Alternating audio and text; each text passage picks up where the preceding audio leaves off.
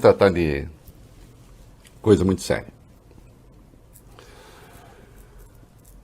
O pai do Eduardo Bolsonaro, chamado Jair Bolsonaro, é réu no Supremo por apologia do estupro e injúria. 2 ações.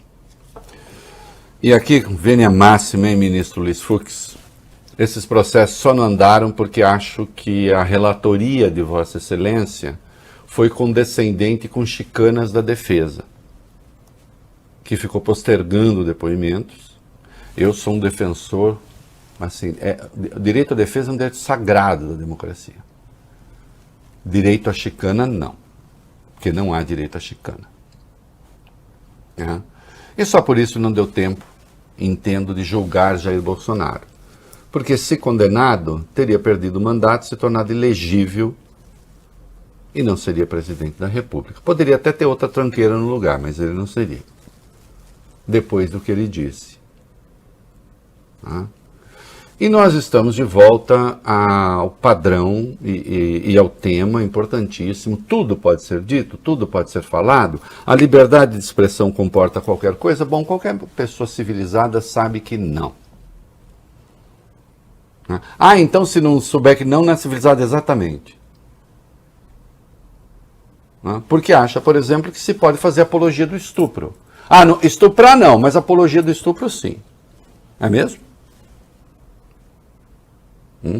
Ou então, a imunidade parlamentar. Será que a imunidade parlamentar dá direito a tudo? Não, já tem julgados do Supremo a respeito. A imunidade parlamentar protege o cargo, não protege a pessoa. E isso significa que a imunidade parlamentar se presta ao exercício da atividade parlamentar. Ela não se presta, ela não serve para permitir que as pessoas cometam crimes.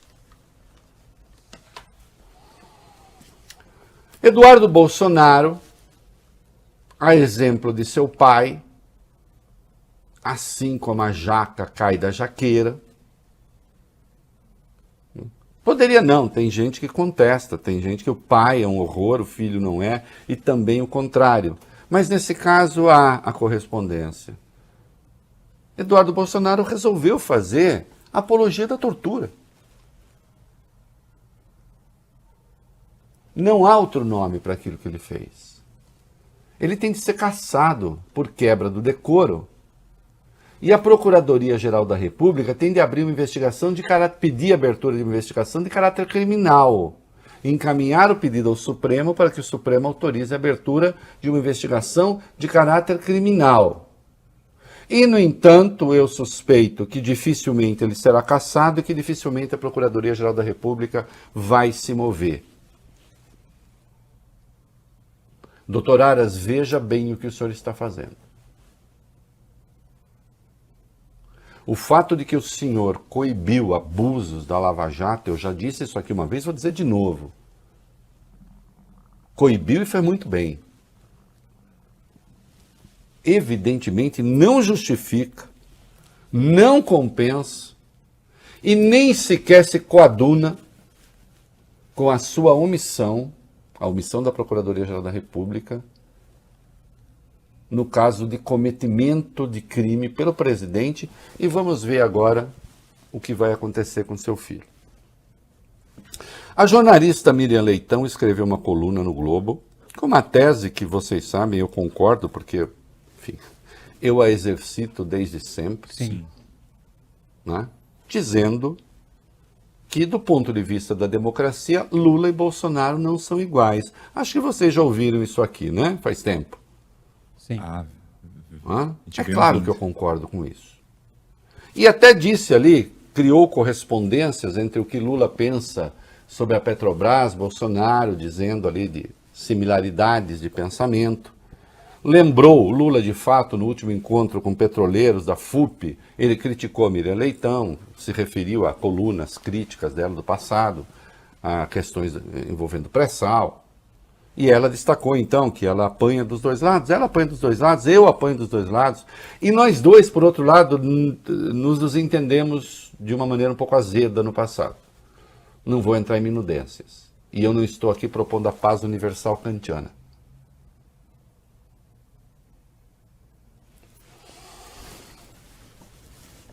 E temos divergências ainda bastante grandes em muita coisa. Agora, o que o Eduardo Bolsonaro fez envolvendo a Miriam Leitão é crime. É quebra de decoro parlamentar. E qualquer pessoa que vai se mobilizar porque há esforços para levá-lo ao Conselho de Ética, e qualquer pessoa que se mobilizar para impedir isso e para criar obstáculos à sua cassação, eu sei que vai ser difícil, são coniventes com a apologia da tortura.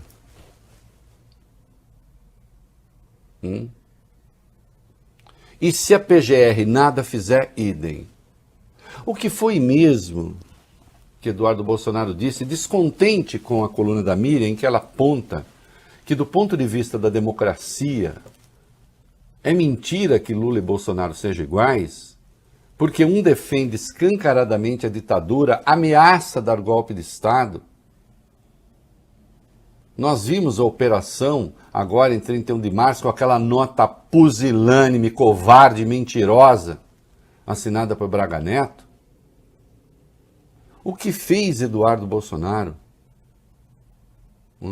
Foi ao Twitter, reproduziu a imagem da coluna da Miriam e escreveu assim, ainda com pena dá, e aí botou o emojizinho de uma cobra.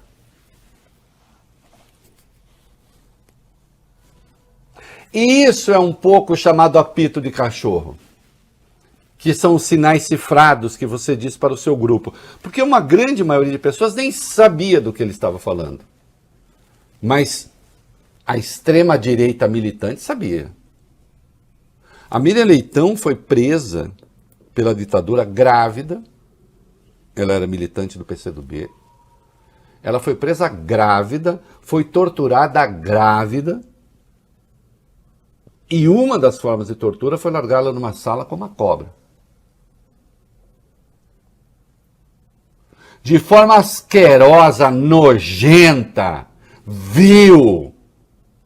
Este delinquente intelectual, este delinquente político, esse delinquente moral. E é isto que ele é. Disse, ainda com pena da cobra. Não só faz apologia da tortura, como ainda debocha da pessoa torturada. Uma mulher grávida. Sim, porque Miriam tem 3 características que para um bolsonarista são insuportáveis. Em primeiro lugar, é mulher. Eles odeiam as mulheres. As mulheres ou têm de ser caricatas, como a Damares,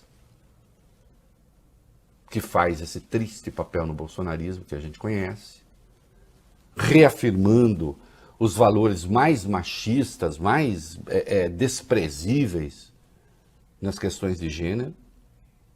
Ou tem de ser como a Tereza Cristina, que é uma pessoa eficiente, eu posso discordar dela um monte de coisa, mas ela é eficiente no trabalho dela. Mas vocês repararam que ela foi uma ministra muda? Olha, a macharia bolsonarista fez um monte de estrago, valeu bem. Na área de meio ambiente, no comércio exterior com a China, o diabo. Uhum. Mas aí, Bob, ela ia consertar. Tentar consertar. Viajou à China mais de uma vez para dizer, calma, não é bem assim, olha aí e tal. Mas tem que trabalhar em silêncio, valeu bem. Mulher não pode falar. Não. Mulher, quando fala, tem que apanhar. De algum jeito. Então, essa misoginia do bolsonarismo é um negócio profundo. Eles odeiam profundamente as mulheres. Não, isso aqui não tem nada a ver com questão sexual. Não, não é isso. Nada. Tem nada a ver com orientação sexual. Ah, heterossexuais que odeiam mulheres.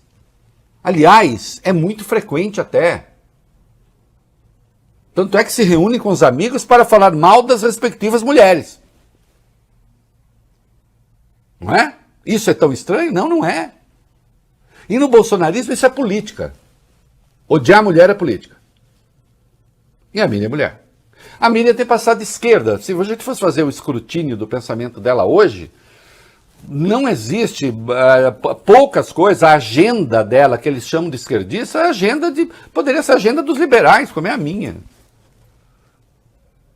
Mas eles acham que é coisa de esquerda. Na verdade, ela não é bolsonarista, é o pecado. Né? É o pecado. E em terceiro lugar, a crítica do governo. Essas três coisas juntas enlouquecem esses psicopatas e eles são então capazes de produzir coisas como essa. Tem de ser caçado. É apologia da tortura escancarada. Senhor Arthur Lira, presidente da Câmara. O senhor vai entrar para a história como alguém conivente com quem faz apologia da tortura? Senhor Procurador-Geral da República, Augusto Aras, o senhor vai entrar para a história como quem faz, como alguém conivente com quem faz apologia da tortura? Não importa aí as divergências que você tenha com as pessoas, isso é inaceitável, mas é coisa de gente canalha, num grau. Esse rapaz faz os encontros conservadores aqui no Brasil, e lá, claro, todos são contra o aborto, evidente, porque ser contra o aborto é um pilar do conservadorismo, do reacionarismo, e olhem que há várias maneiras de ser contra o aborto. Um cristão pode ser contra o aborto por motivos não reacionários. Eu sei que muita gente vai discordar, mas eu assim entendo a questão. Eles não, eles são por motivos reacionários. Agora veja você, alguém que se diz um militante contrário ao aborto faz chacota de uma mulher grávida torturada. Lixo humano, desprezível. Eu espero que vocês encontrem, e no que depender de mim, encontrarão o devido lugar na história pelos crimes que cometem, que é a cadeia, onde não serão torturados, onde serão bem tratados, onde as teses de vocês não vão vigorar. Eu quero vocês na cadeia, mas não na cadeia que vocês defendem. Eu quero vocês que sejam tratados como aquilo que se negam a ser hoje, seres humanos, mas aprenderão lá a ser pessoas humanas, com tratamento digno, com tratamento decente, sem tortura.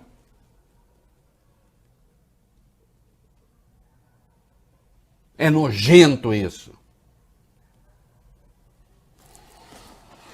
Quanto à tese, evidentemente a tese da Miriam está correta neste particular. Essa tem sido a minha tese constante desde sempre. Eu até cravei lá atrás o candidato Nem, justamente